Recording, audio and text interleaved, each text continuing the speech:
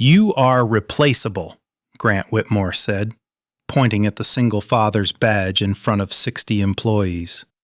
Then Payroll opened the account screen and found Marcus Hale's name attached to every paycheck. Marcus stood on the 18th floor of Whitmore Components in Richmond with a cardboard box pressed against his ribs. Inside were a thermos, an old payroll notebook, a worn badge clip, and a folded school invoice from his daughter Emma's middle school. Grant did not look at the invoice. He looked at the badge. "Process his severance today," Grant said. Across the room, Denise Park in Payroll dropped her eyes to her laptop. She had been told to remove Marcus from active status and issue the standard packet.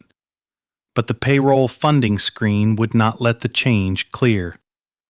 A lock notice flashed above the wage account, and beneath it was a line that made Denise stop breathing for a second. Marcus R. Hale. Personal guarantee. The room still belonged to Grant Whitmore. The company name still glowed behind him on the glass wall, but the account that paid every machinist, packer, engineer, receptionist, and supervisor in the building had just raised a question no layoff packet could answer. Why was the man being thrown away still holding up everyone else's wages? Marcus Hale was 47 years old, with gray at his temples and a sport coat shiny at the elbows. He lived in a small brick house outside Richmond, on a street where porch lights came on early and neighbors knew which families worked nights. His wife, Clara, had died 4 years earlier after a long illness that left the kitchen counter covered with prescription bottles, insurance letters, and calendars marked in blue ink. Their daughter Emma was 13 now. She had Clara's careful handwriting and Marcus's habit of listening before he answered. On school mornings, Marcus made turkey sandwiches before sunrise, tucked a small note under the napkin when Emma had a test, and checked the refrigerator door for the reminder he kept for Clara's mother, Ruth. Ruth lived 6 miles away, proud enough to say she did not need help, but Marcus still stopped twice a week to sort pills and carry the laundry basket up from the basement. The house was not falling apart, but it always needed something. The water heater clicked. The back fence leaned after storms. Utility notices came in envelopes with red blocks across the top. Marcus kept them in a drawer beside Emma's school forms because he did not want the dining table to look like trouble. Every Friday morning, if Emma saw him checking his phone, she asked the same question. "Payroll day?" Marcus would nod and say, "For a lot of people." That was how he understood his work. He was not an executive. He did not have a reserved space in the garage or a nameplate outside an office. At Whitmore Components, Marcus was a payroll operations analyst, one of the people who lived inside wage batches, overtime corrections, tax deductions, garnishment codes, and emergency direct deposit files. His desk sat near the back of the 14th floor, behind a row of printers that jammed when the humidity rose. He carried an old stainless steel thermos with a dent near the lid. His badge had been replaced twice, but he kept using the same frayed lanyard Emma had given him after Clara's funeral, blue with small white stars. In meetings, directors often forgot he was there until a number was wrong. Then they turned toward him. Marcus did not mind being invisible when the work was clean. What he minded was a floor worker standing at a grocery counter on Friday evening and learning that an overtime adjustment had missed the batch. He minded a temp employee being told to wait until Monday because someone in an office thought a correction was small. Small to the system could be large at the kitchen table. That was why he kept a notebook. The notebook was black, with rounded corners and a rubber band around it. On the first page he had written, No one waits for earned wages. Each page held dates, employee numbers, exception codes, shift supervisors, and short notes written in block letters. Double time entered as regular. Night shift premium missing. New hire direct deposit rejected. Bereavement code corrected before batch close. Denise Park teased him once about the notebook. You know the system stores all that. Marcus had been eating soup from a mug at 8:42 at night, with the payroll office almost empty. The system stores what happened, he said. The notebook reminds me who it happened to. He was the one who stayed when a batch failed at 6:10 p.m. He was the one who called a bank support line after dinner and waited through hold music while Emma did homework at the kitchen table. He was the one who noticed when a deduction correction would push a worker below the amount needed for child support compliance. He did not make speeches about it. He fixed the file, sent the confirmation, and drove home under the same overpass every night. His salary was decent enough to keep the mortgage current most months, and not decent enough to make mistakes harmless. Clara's medical bills had thinned the savings. Emma's school had a science trip coming up, and the folded invoice in Marcus's box was not a symbol to him. It was a deadline. He had planned to call the school office that afternoon and ask whether he could split the payment across 2 checks. At Whitmore Components, few people knew that. They knew Marcus as the man who answered payroll questions without making hourly employees feel foolish. They knew he wore the same brown shoes through winter and rain. They knew he would walk down to the production floor instead of sending an email if a supervisor looked worried. 19 months earlier, something had happened after hours that changed the way Marcus looked at the payroll system. A wage batch had locked near the close of a Thursday cycle. Treasury had stopped taking casual calls. The bank portal had displayed a hold message no one in payroll understood. Marcus had stayed with Treasury until nearly midnight, moving between a conference phone, the bank screen, and a stack of signatures placed in front of him by people with higher titles. He had signed something that night. For months afterward, he asked when the company would finish replacing the temporary arrangement. Elaine Mercer, the CFO, always had an answer ready. The board would handle it after the quarter. The lender needed updated projections. Legal was cleaning up the file. He should not worry. It was a payroll-only bridge, limited and routine. Marcus worried anyway. He worried in the same measured way he worried about Emma's school invoice and Ruth's blood pressure pills. He did not panic. He wrote dates in the notebook. He saved emails. He checked the account screen every payroll cycle and watched the batch clear. As long as Friday wages arrived, no one outside the small circle seemed to care how close the company had come to missing them. And in a company like Whitmore Components, what no one cared about could sit in a file until it became dangerous. Whitmore Components made industrial sensor housings for logistics companies and medical equipment manufacturers. Its parts were not glamorous. They were small metal and polymer casings built to protect sensitive electronics from heat, vibration, dust, and water.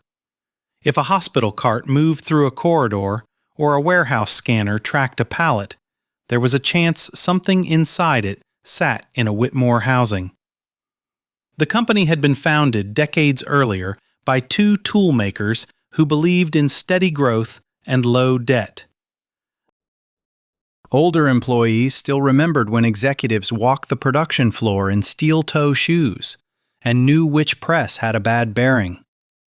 That changed after Grant Whitmore bought controlling interest from a family trust and put his name in brushed metal across the lobby wall. Grant was not a tool maker. He was a billionaire investor with polished shoes, sharp suits, and a voice that could make agreement sound mandatory. He spoke of discipline, efficiency, lender confidence, and shareholder trust. He liked numbers that fit on slides. He liked people who answered quickly. He disliked any employee below director level who explained why a clean number was hiding a messy human problem. Payroll irritated him. He called it a back office function. He once referred to Denise Park's team as button pushers during a quarterly meeting, then looked surprised when no one laughed. When a machinist named Carl Watkins tried to ask him in the elevator about a safety bonus that had been delayed, Grant looked at Carl's work shirt, then at the floor indicator, and said, "Take that through channels." Carl stepped out on 7 with his jaw tight. Another time, a warehouse supervisor named Tessa Bryant came to the 18th floor wearing boots streaked with rain and loading dock grit. She had been called upstairs to explain overtime costs after a rush order. Grant saw the boots before he heard the answer. "Do we not have a basic standard for executive areas?" he asked Paula Vance from HR. Tessa stood with the freight report in both hands while 3 directors looked away. The report showed that overtime had saved a medical client contract. Grant still told Paula to remind operations that presentation mattered. Marcus heard about it that afternoon when Tessa came to payroll to check whether her crew's weekend premium had been entered correctly. She did not complain about Grant. She only said, "Make sure my people get what they earned." Marcus checked every line himself. The cash problems had been growing behind the glass walls for months. Whitmore Components had expanded too fast after Grant took control. He had bought 2 smaller suppliers, opened a new automated line, and promised lenders that revenue would catch up. When 2 large customers delayed payments, the company's cash position tightened. Vendors waited longer. Treasury calls grew shorter. Meetings on the executive floor multiplied. CFO Elaine Mercer understood the danger better than anyone.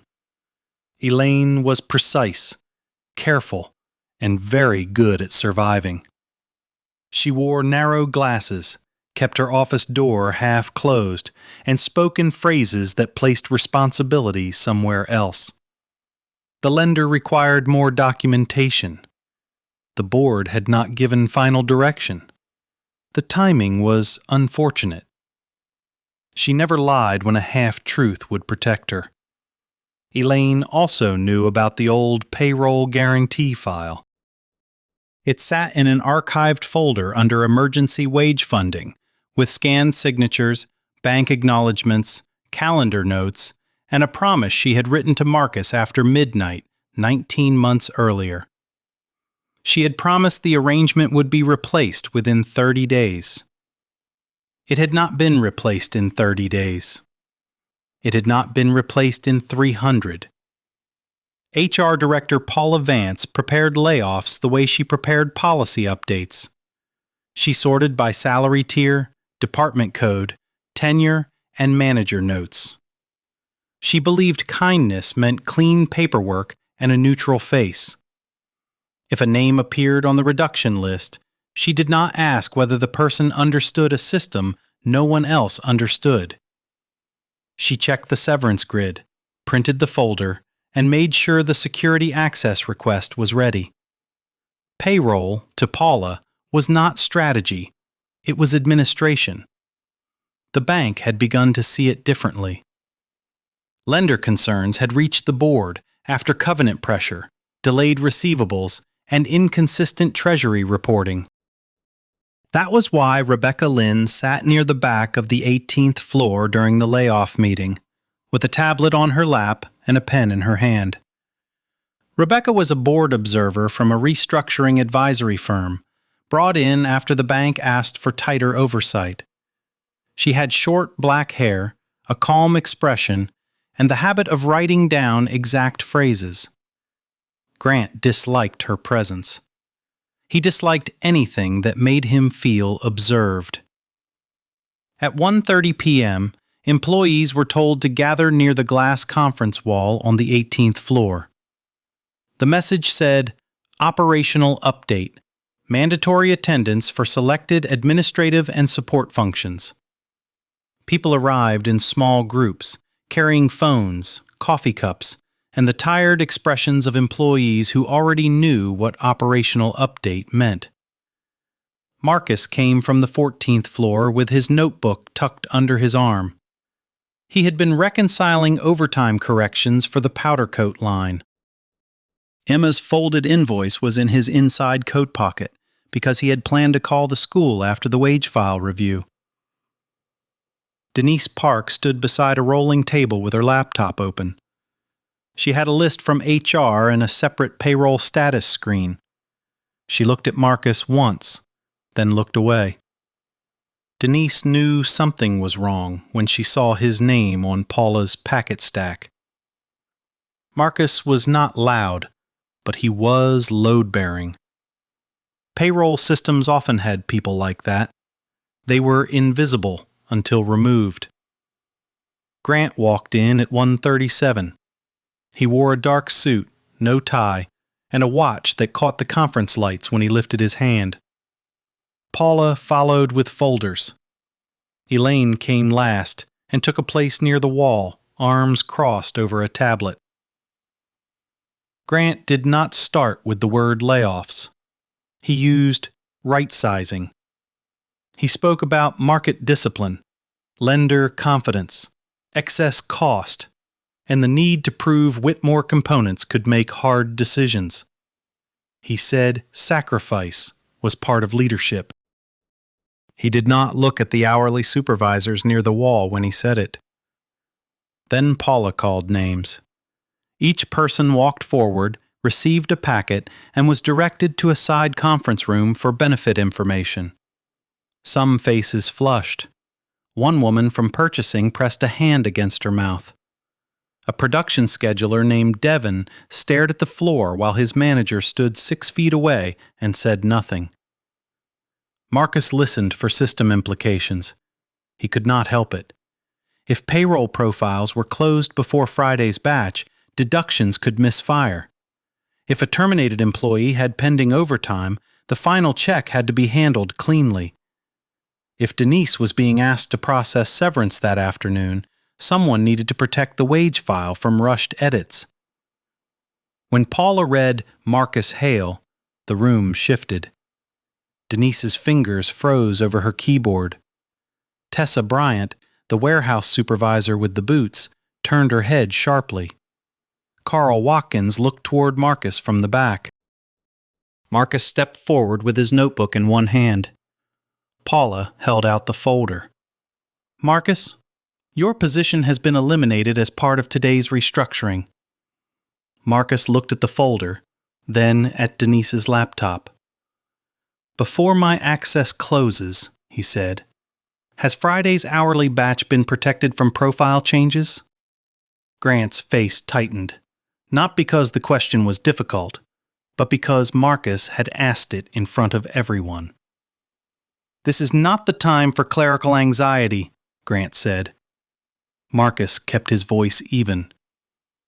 "There are pending overtime corrections on 3 lines. If terminations are processed in the wrong order, Denise will have to rebuild the batch manually." A few people looked at Denise. Denise did not speak. Grant gave a short laugh. "We are cutting excess headcount, Mr. Hale. We are not holding a seminar on forms." "The wage account should be checked before my profile is closed," Marcus said. "That is all I am asking." Paula shifted the folder toward him again. Elaine stared at the floor. Grant stepped closer. The room had 60 employees in it, but the space around Marcus suddenly felt empty. Grant pointed at the badge clipped to Marcus's coat. "You are replaceable," he said. The words landed flat and hard. No one coughed. No one moved a chair. The printers behind the glass wall kept humming on another floor, but in that room, the silence had weight. Grant looked toward Denise. Remove his system access and process his severance today. Marcus accepted the folder. He did not open it. He walked to the side table where several empty cardboard boxes had been placed for employees to collect personal items. The boxes were small, as if HR had measured grief by desk space. He put his payroll notebook inside first. Then the thermos. Then the old badge clip after he unclipped the badge from his coat. The folded school invoice slipped from his pocket as he moved, and he caught it before it fell. Emma's name was visible in blue ink across the top. Paula saw it. Her expression flickered, then recovered. Grant saw it too. He did not care. Marcus laid the invoice on top of the notebook and turned to Denise. "Please verify the payroll account before you close my profile," he said.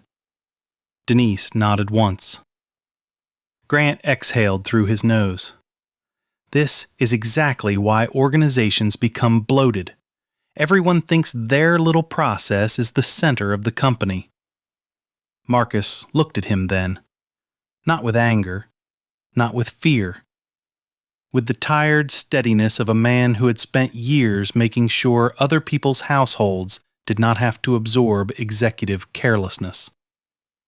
"The process is how people get paid," Marcus said. Grant's mouth tightened. "Security will collect your laptop." Marcus placed the badge in the box and lifted it with both hands. The badge made a light plastic sound against the thermos. Around him, employees watched without appearing to watch. Carl's hands were closed. Tessa's eyes had gone wet with anger. Denise looked at the screen as if it might give her a place to hide. Marcus walked toward the elevators. At the doors, he paused only once, not to look back at Grant, but to look at the payroll team's corner beyond the glass. His work had always been there, in numbers that had to move correctly because families were waiting. Then the elevator opened, and he stepped inside with the box. Grant turned back to the room. "As I said," he continued, "discipline requires focus." By then, Denise had already opened the account line. At 2:17 p.m., Denise Park clicked into the payroll funding screen to process Marcus's severance.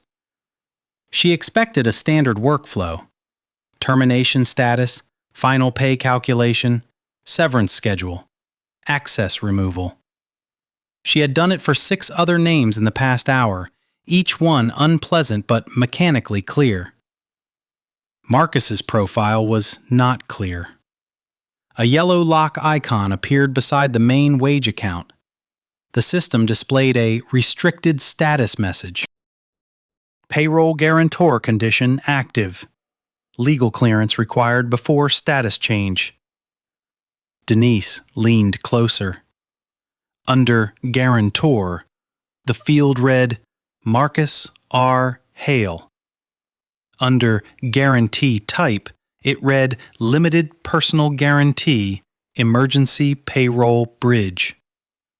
Under activation date, it showed a date 19 months earlier, 2 days before a holiday Friday when the company had nearly missed wages and no one on the production floor had ever been told.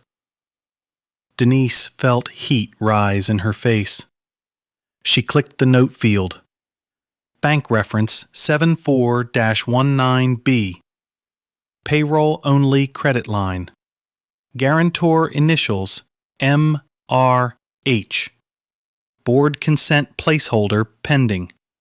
Replacement corporate guarantee required. There was no replacement guarantee attached. She called Treasury first. A Treasury analyst named Joel answered on the 3rd ring, his voice low. Denise read the lock notice. Joel was silent for 3 seconds. Do not remove that profile. I have a termination order from HR. Do not remove that profile, Joel repeated. Send it to legal. Denise opened a message to legal and copied the lock notice, account field, and bank reference number. Before she could send it, Elaine Mercer appeared beside her. Why has Severance not run? Elaine asked. Denise turned the laptop slightly. Marcus's profile is tied to the wage account. Elaine's eyes moved across the screen. Her jaw changed before her voice did. That is an old note, she said. Process the file. The system requires legal clearance. I am telling you, it is obsolete. Denise had worked in payroll for 9 years. She had corrected thousands of mistakes made by people who were certain the screen was wrong because the screen was inconvenient. She kept her hands on the keyboard and did not click. If it is obsolete, legal can clear it. Elaine lowered her voice. Denise, this is not something you need to escalate.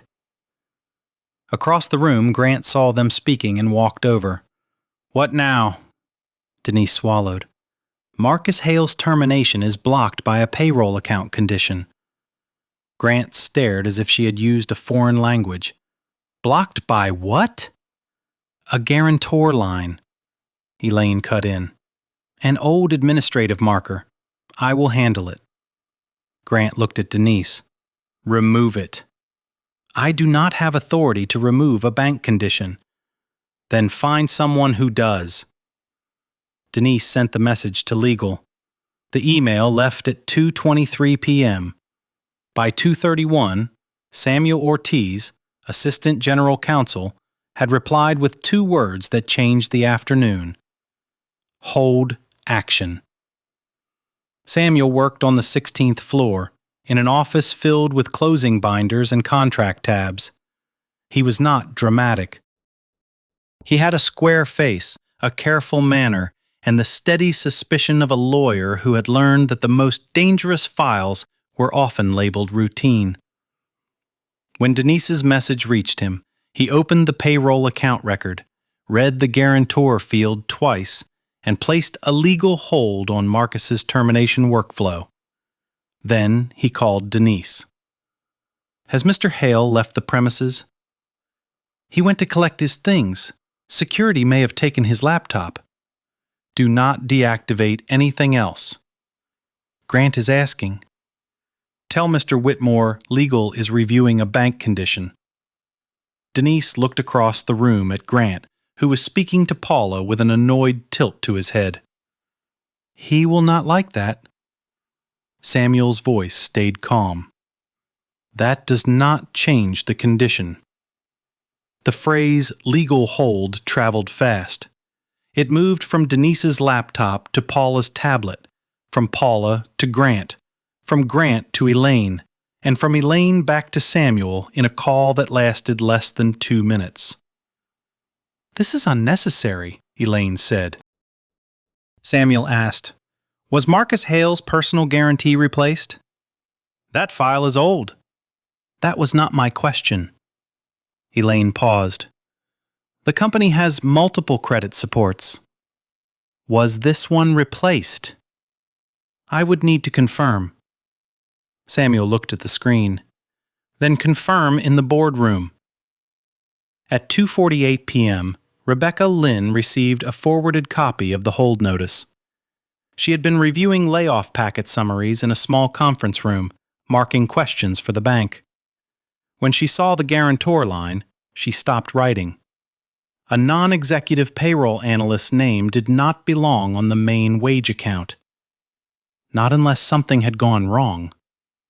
Not unless someone with authority had allowed a temporary emergency to become a private risk carried by an employee who did not have the title to refuse comfortably. Rebecca clicked open the archived reference. The placeholder for board consent was blank. She stood, picked up her tablet, and walked toward legal. In the parking garage below, Marcus placed the cardboard box on the passenger seat of his old sedan. The badge lay on top of Emma's school invoice. He sat behind the wheel for a long moment without turning the key. His phone showed 2 missed calls from Ruth and 1 text from Emma. "Did you ask about the trip payment?" Marcus closed his eyes. He had not told Emma. Not yet. The severance folder sat unopened on the seat beside the box. He knew how quickly health insurance questions could become urgent. He knew how long it could take to find work at 47 when a resume showed deep knowledge of systems no hiring manager understood until something broke. Then his phone rang. The caller ID said Whitmore Components Legal. Marcus looked at the building through the windshield. On the 18th floor, Grant Whitmore still believed he had removed a replaceable employee. On the payroll screen, Marcus's name had refused to disappear. Samuel Ortiz placed the payroll account under formal review at 3:05 p.m. He pulled the archived emergency file from the document system and requested a full access log from Treasury. The file opened slowly because it had not been touched in months. When it loaded, the first document was a bank acknowledgement stamped 11:58 p.m., 19 months earlier. The date mattered. That Thursday had fallen before a holiday Friday. Whitmore Components had 612 employees scheduled for payroll, including hourly workers from 3 shifts and 2 temporary staffing pools. The wage batch had already been built. Direct deposit files were set to transmit by 5 p.m. If the file missed the bank window, money would not appear in accounts before the holiday. The company had breached a lending covenant that week after a customer payment failed to arrive. The lender froze discretionary disbursements while Treasury negotiated. Grant Whitmore was traveling to a conference in Scottsdale. Elaine Mercer was in Richmond, but she could not secure a director guarantee before the bank's cutoff. The board chair was unreachable. 2 directors refused to sign anything without full materials. Payroll found out when Marcus saw the funding error. He had been reviewing exception codes at 4:41 p.m. when the batch status turned red. Denise had gone home for a school event. The payroll manager was out sick. Marcus called Treasury, then the bank, then Elaine. By 5:30 he was in a conference room with a speakerphone, a bank officer, Elaine, and Joel from Treasury. The bank offered a narrow option. A temporary payroll-only bridge could clear the wage batch if backed by a limited personal guarantee until corporate paperwork replaced it.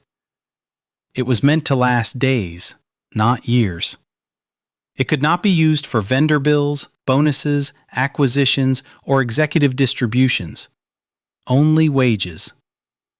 Elaine had said the board would ratify replacement support within 30 days.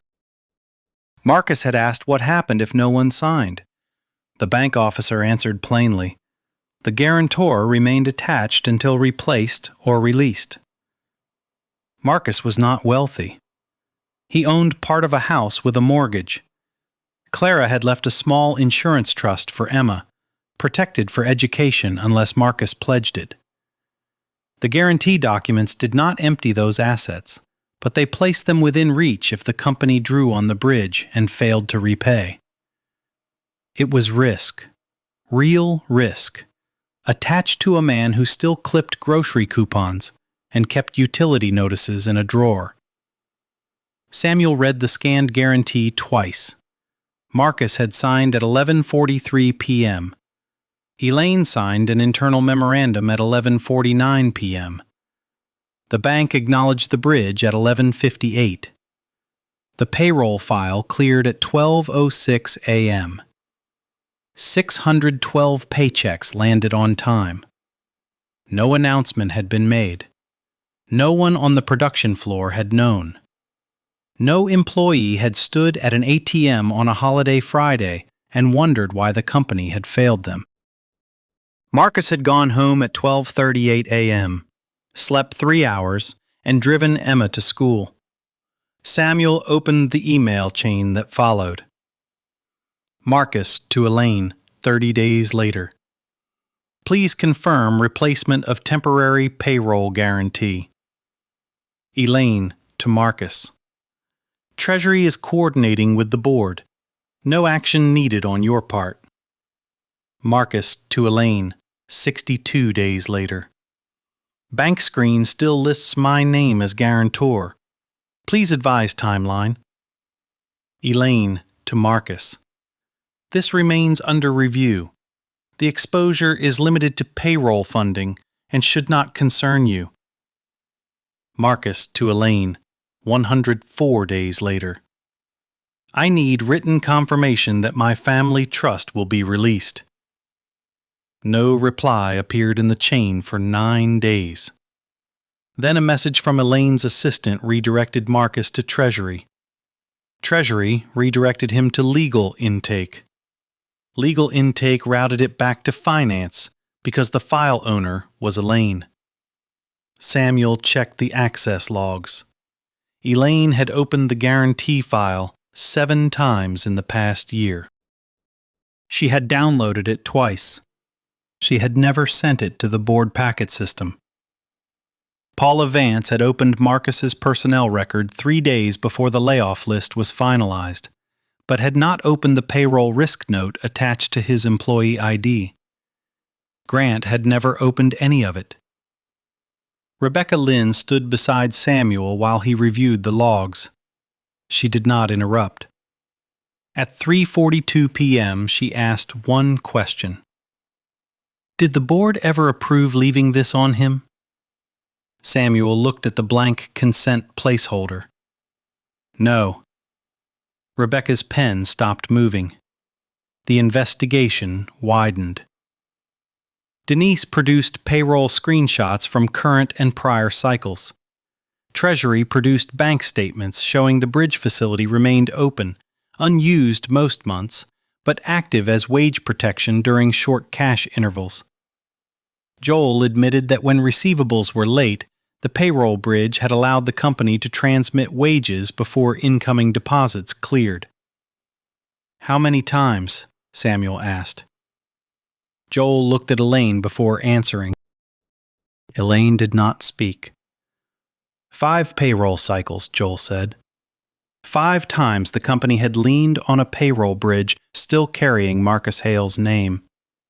5 times wages had moved while executives spoke of discipline, efficiency, and excess headcount.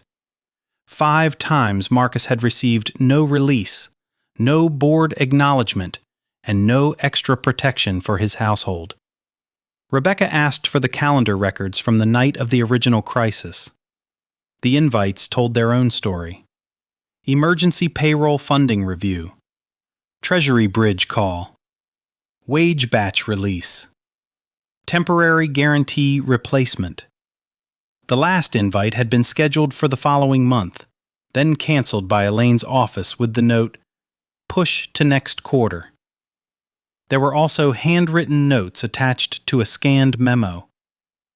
Marcus had written one line in the margin of his copy before sending it back. This cannot remain personal. Samuel sat back. That sentence changed the file from oversight to warning. Marcus had known exactly what the risk meant. Elaine had known he knew. The company had taken the benefit and left the risk where it was easiest to ignore. At 4:10 p.m., Grant entered the legal conference room without knocking. "Why is a routine termination still frozen?" he asked. Rebecca turned from the screen. "Because the routine termination appears to involve the guarantor of the company's payroll bridge." Grant looked at Elaine. "What is she talking about?" Elaine's face had lost color. "It was an emergency structure. It should have been replaced." "Then replace it." Samuel said, "That requires bank approval, board authorization, and corporate collateral. Until then, terminating Mr. Hale may trigger review of the wage account. Grant stared at the projected document. His eyes moved to Marcus's signature. He signed this? Yes, Samuel said. Why would he do that? No one answered immediately. Denise stood near the door, holding a printed payroll screen because she did not trust the room to remember what the system had shown. Carl and Tessa were not in legal, but their paychecks were. So were hundreds of others. Their names were not on the guarantee, but their households had depended on it. Rebecca looked at Grant. That is the question the board needs to ask in the open. At 4:36 p.m., the boardroom on the 18th floor filled with people who had not expected to spend the afternoon discussing payroll. Grant sat at the head of the table, irritated and controlled. Elaine sat to his right, with a legal pad she had not written on.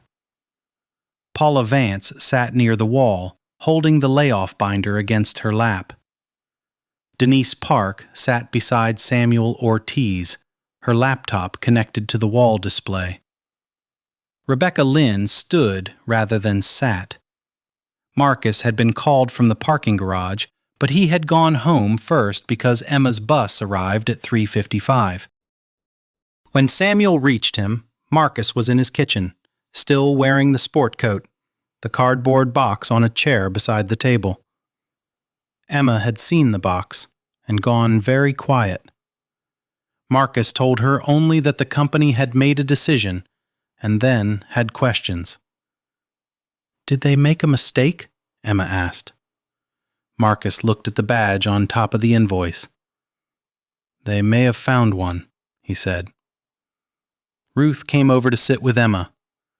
Marcus drove back to Whitmore Components with the box on the passenger seat because he had not known what else to do with it. He carried it through the lobby, past the wall where Grant's name shone in metal letters. The security guard looked uncomfortable and waved him through after a call from legal.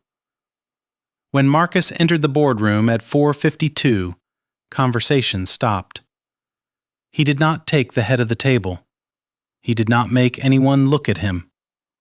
He placed the cardboard box beside a chair near Denise and sat with both hands folded on the table. The folded school invoice was still visible beneath the badge. Grant looked at Samuel. "Can we finish this?" Samuel nodded to Denise. Denise projected the payroll funding screen. The room saw the wage account, the lock notice, the bank reference number, and the guarantor field. Marcus R. Hale, personal guarantee. A director on the video screen leaned closer.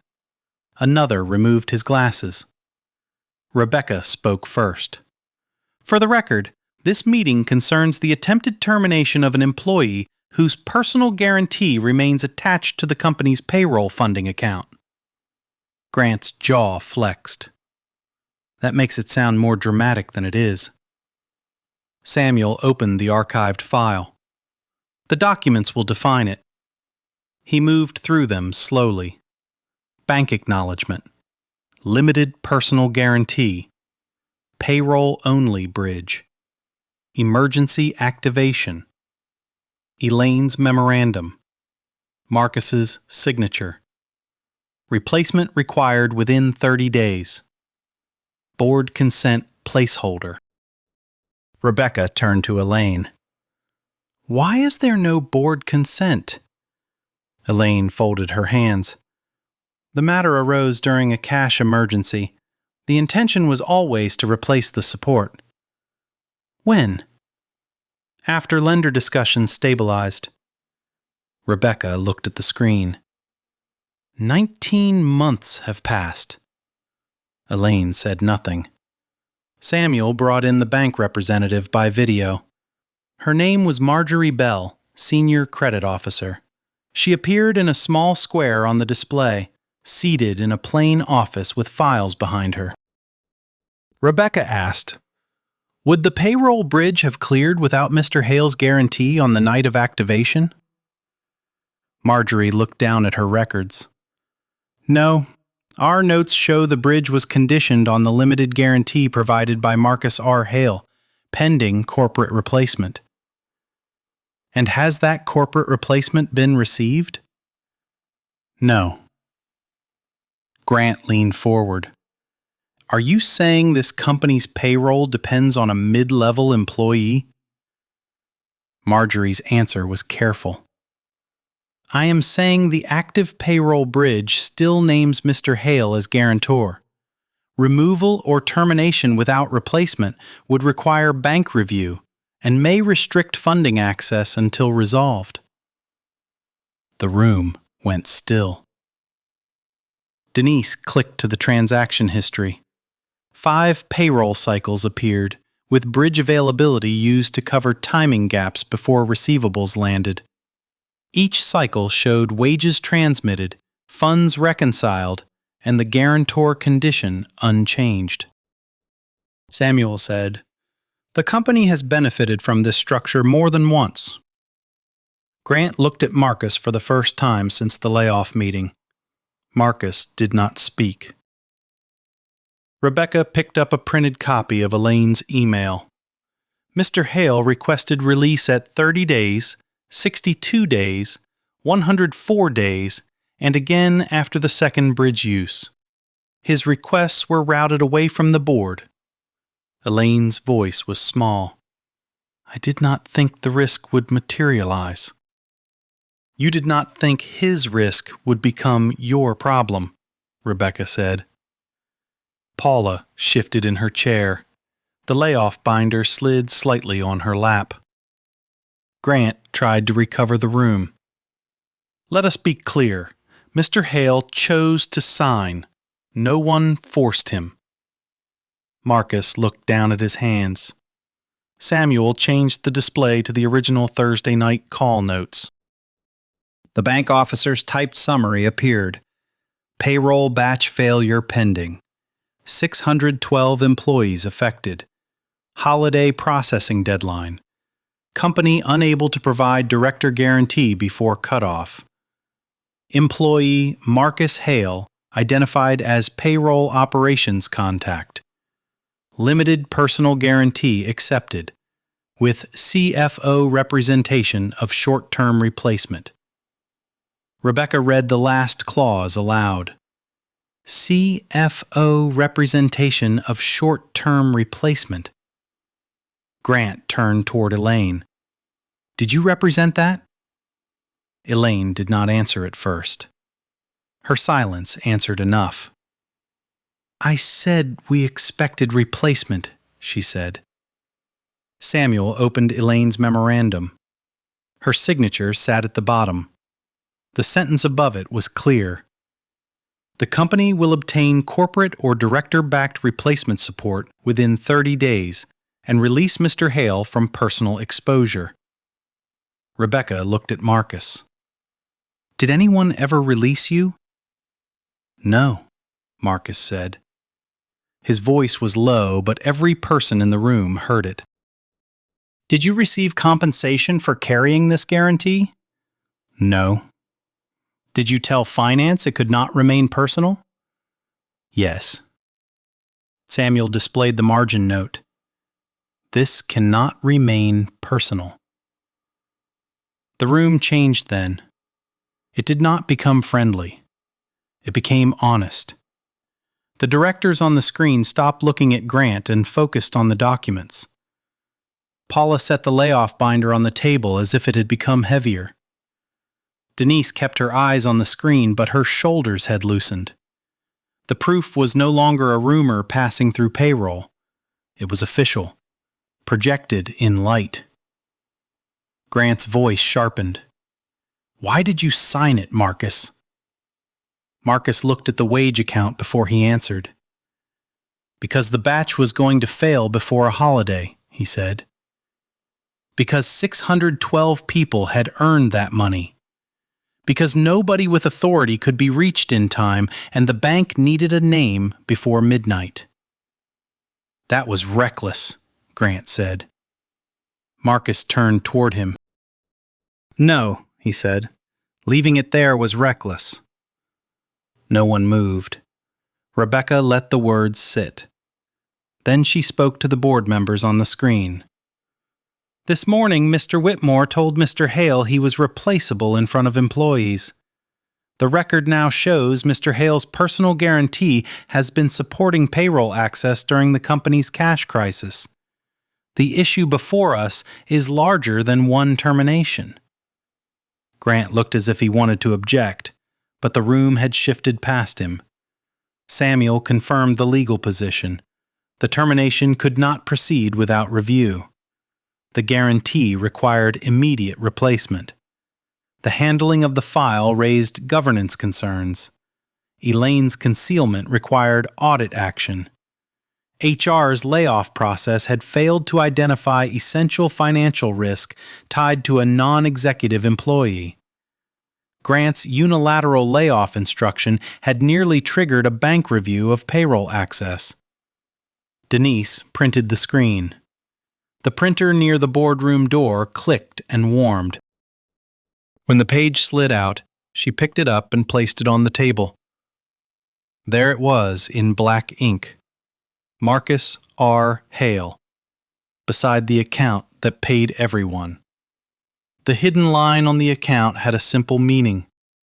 The man called Replaceable had personally guaranteed the company's wages. The reveal did not make Marcus smile. It did not return the hours he had spent worrying over Emma's trust. It did not erase the sound of Grant pointing at his badge. But it did something the insult had tried to prevent. It placed the truth where witnesses could see it. Rebecca called for immediate board action at 5:28 p.m. The vote was taken with 3 directors on video and 2 present by phone. Grant remained in the room, but for the first time that day, he did not control the next sentence. Marcus's termination was suspended pending full review. His access would be restored for payroll continuity under legal supervision. Elaine Mercer's access to Treasury records, bank files, and payroll funding documents was frozen.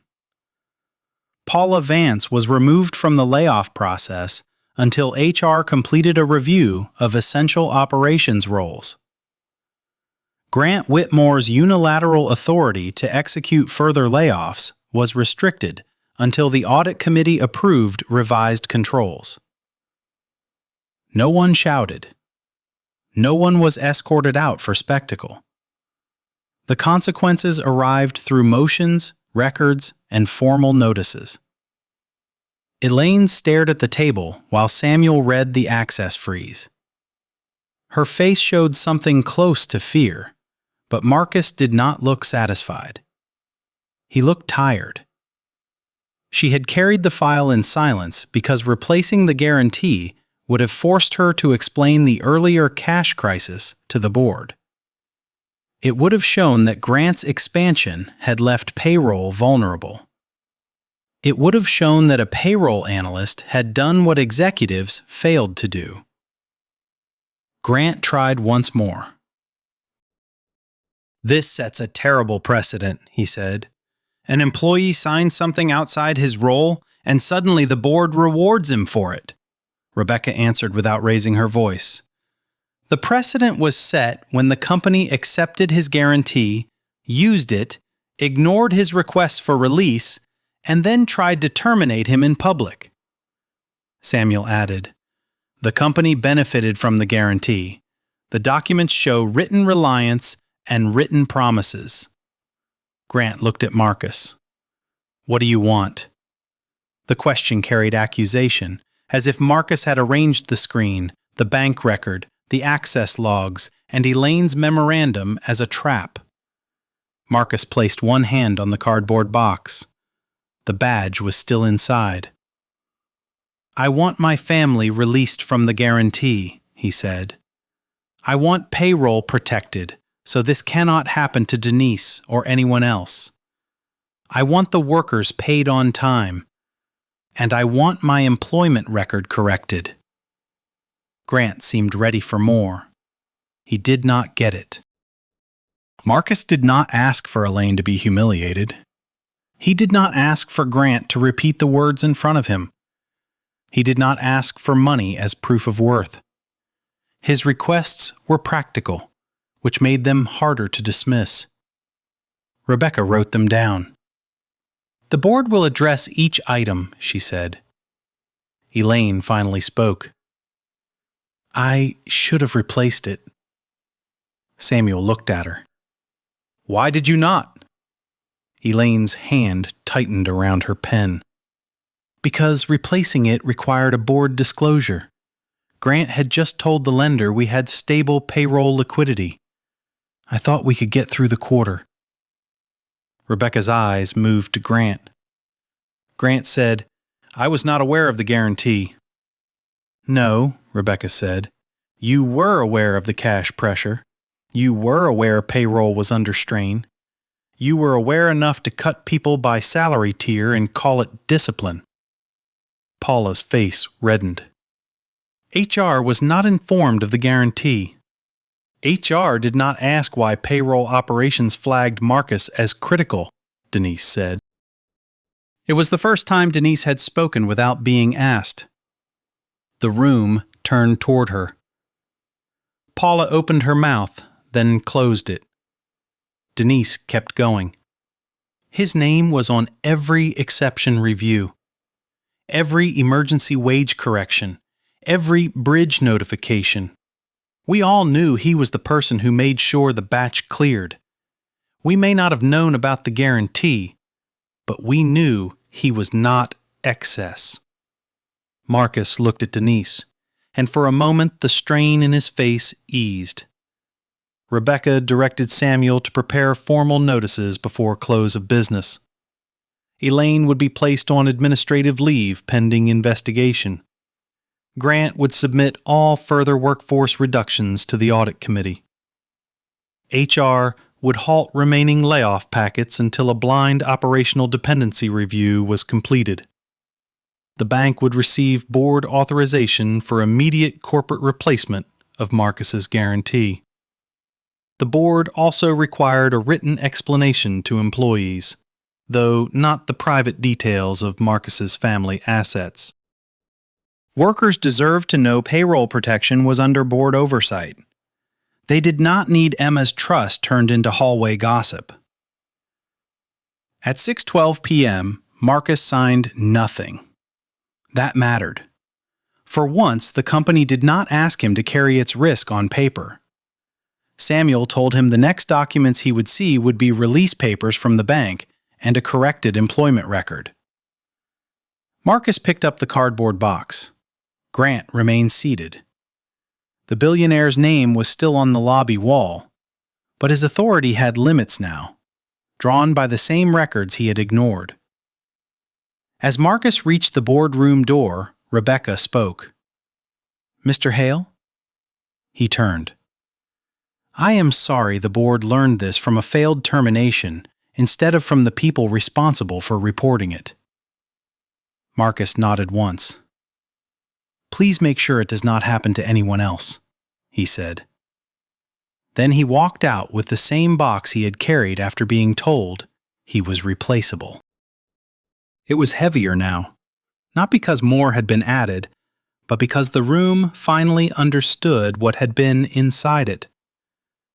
The repair took weeks, and it did not happen cleanly just because the truth had been found. Institutions often admit facts faster than they change habits. Rebecca knew that. Samuel knew it. Denise knew it from every payroll correction that required 3 approvals after one careless entry. The first release document arrived at Marcus's house 6 business days later. It came in a thick envelope from the bank, with copies from Whitmore Components and the board's outside counsel. Marcus opened it at the kitchen table after dinner. Emma sat across from him with algebra homework. Ruth sat near the window, folding a dish towel that did not need folding. Marcus read the first page twice.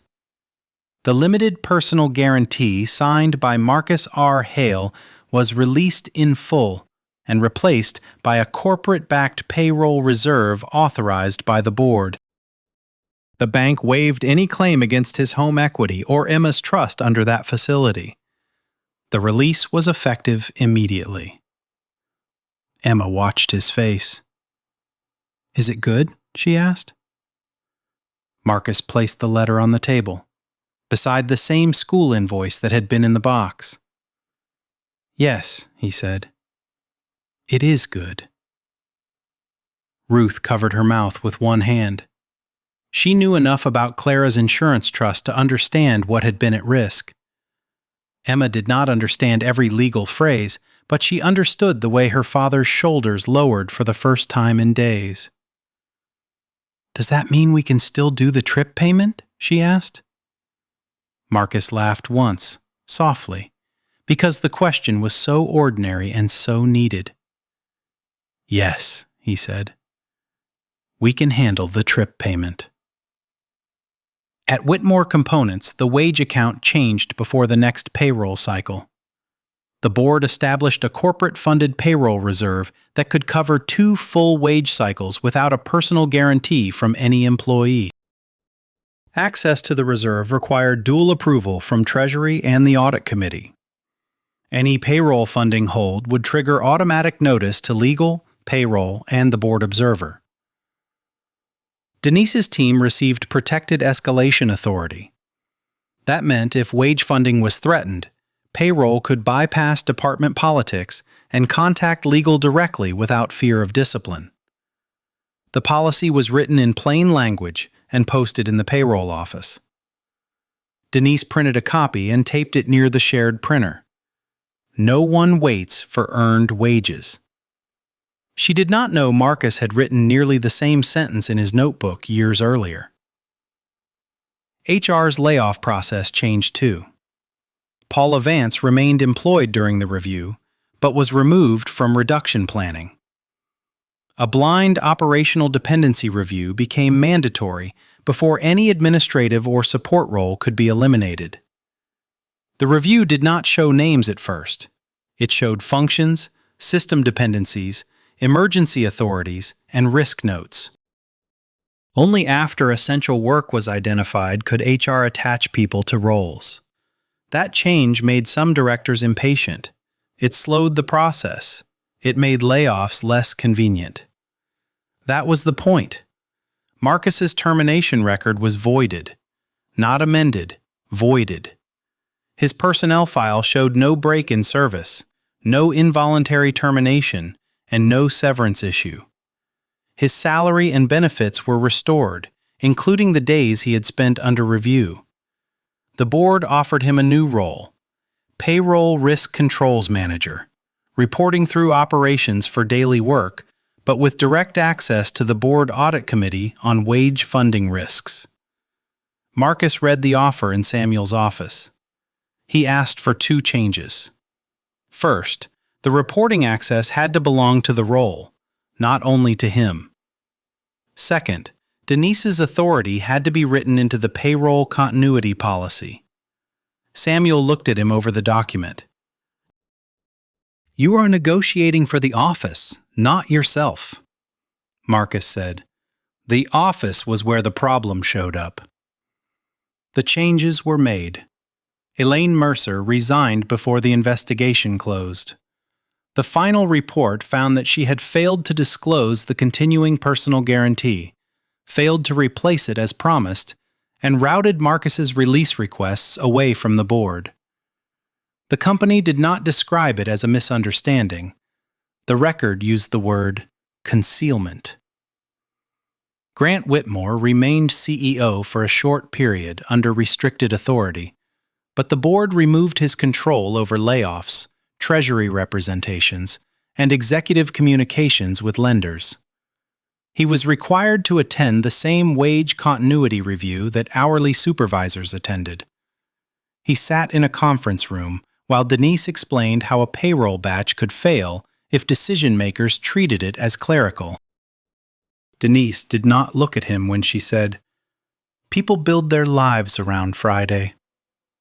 A week later, employees received a plain notice. It did not expose Marcus's private finances. It said the board had completed an emergency review of payroll funding controls, established a corporate-backed wage reserve, and confirmed that Friday payroll was not at risk.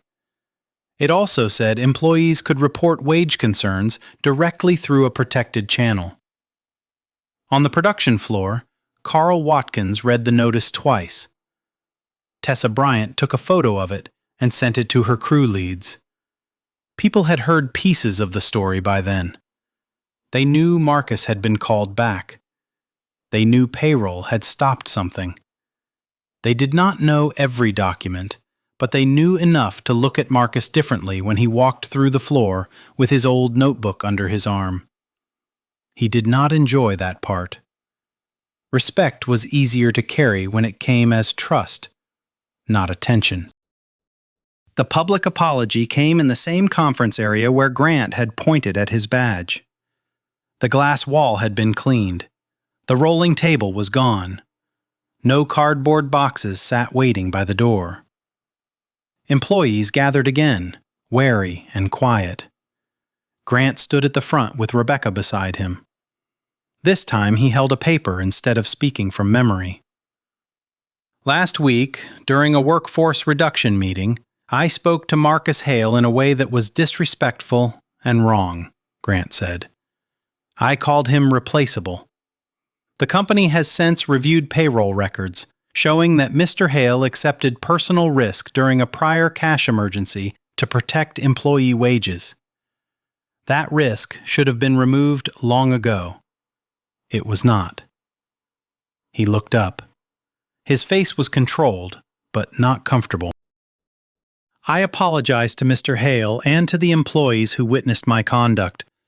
The company has corrected his record, replaced the payroll guarantee with corporate support, and changed the controls around wage protection and layoffs." Marcus stood near the side wall, not beside Grant. Emma was not there. Ruth was not there. He had not wanted his family turned into part of the company's performance. Denise stood a few feet away, arms folded.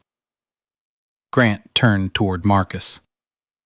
"I am sorry," he said. Marcus accepted the apology with a nod. He did not absolve him in public. He did not deepen the punishment. He let the words stand as part of the record. Afterward, Tessa came up to Marcus with Carl beside her. "You kept the checks moving," Carl said. Marcus shook his head. "Payroll kept them moving. Treasury helped." Denise caught the line. Tessa looked at him. "And you signed when people with bigger offices did not." Marcus did not have a clean answer for that. He only said, "No one should have to do that again." By the following month, the cardboard box was back in Marcus's office, but not as a symbol of defeat. He kept it on a shelf behind his desk because he had not decided what to do with it. The old badge lay inside, along with a copy of the bank release and the folded school invoice marked "Paid." The thermos had returned to daily use. The notebook had a new label on the inside cover. "Wage Protection Issues. Direct Escalation." On a Friday morning at 8:03, Marcus walked through the payroll office and saw Denise reviewing the funding dashboard. The wage account showed green. Corporate reserve active. No personal guarantor attached. Denise looked up. "Clean batch." Marcus nodded. "Good." Downstairs, machines ran. On loading docks, workers checked manifests. In offices, employees opened email and complained about meetings. Across Richmond and beyond it, direct deposits moved into checking accounts with no drama at all. That was how payroll was supposed to feel when it worked. Not heroic. not visible, reliable. Marcus drove home that evening before dark. Emma was on the porch with her backpack and a permission slip for another school activity. Ruth had left a casserole in the refrigerator. The utility drawer still held bills because life did not turn into a victory scene after one correct decision. But one envelope no longer belonged there. The bank release had been moved to a folder marked Clara and Emma, where Marcus kept the papers that mattered. He stood in the kitchen for a moment with the old badge in his hand. It had been pointed at like proof that he could be erased. It had become proof of something else. The payroll screen had carried Marcus Hale's name while executives treated him as disposable.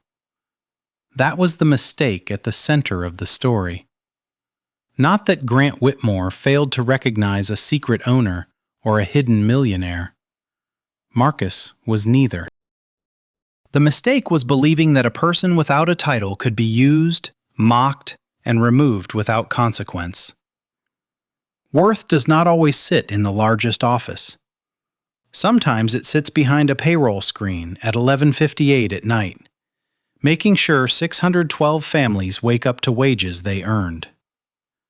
Sometimes it wears an old sport coat, carries a school invoice in a cardboard box, and asks one practical question while powerful people roll their eyes.